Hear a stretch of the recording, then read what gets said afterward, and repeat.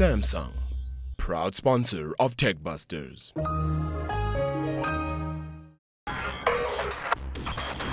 So one of the great things about modern technology is that we've got connectivity all over the place. We also carry these smart devices, smartphones all over, and the penetration of these devices is getting to such a point where in the next few years, every single citizen is going to own one of these devices. So what does that do? It enables governments to interact better with citizens, and you're going to start seeing a lot more of these e-government websites and apps being developed that give the citizens that interaction with local government. So today we're going to check out one of these apps. It's designed by the Johannesburg Road Agency, and it's called the Find and Fix app.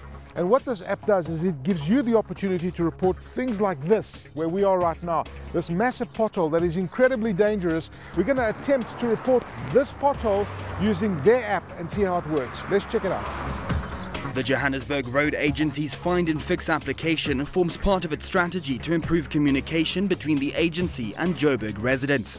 Developed by local IT firm Intervate, the app lets you photograph and report potholes and other traffic infrastructure defects. And by using the precise GPS location, the JRA is expecting their response time to be dramatically reduced.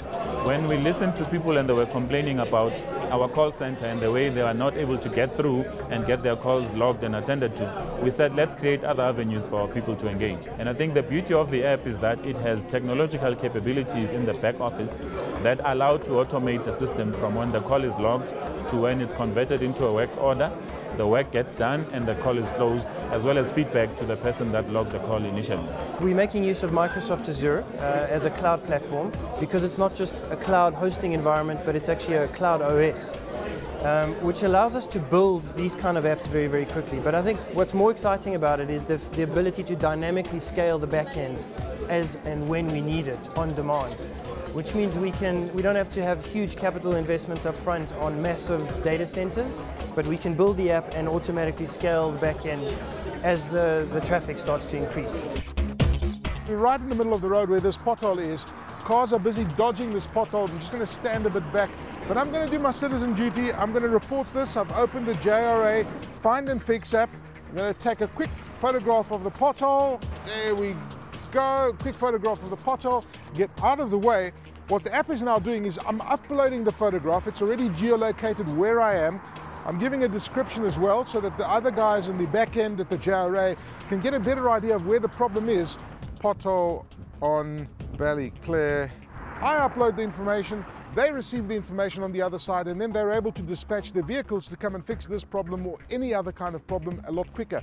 So it makes the organization a lot more efficient, and they can better predict what's going on. And if this keeps repeating itself over here, then they know it's more than just a pothole. It also gives me the opportunity to look around me where the map is, so I can geolocate exactly where I am. You'll see it appears up on the map, and I can zoom in and say, this is where the problem is over here. Can you see that somebody else has actually reported this problem over here with the longitude and the exact location of it via the GPS coordinates. And there's my reference number, there's the issue that was logged on, we logged it on, and let's hope and see how quickly it takes. But what you can do with the map as well is what's quite cool. You can see around there, you can see all the other problems that have been reported as well. So if you look across the city, you'll see all the other problems being reported in the area. Any other incidents that are out as well, you can report them via the Find and Fix app.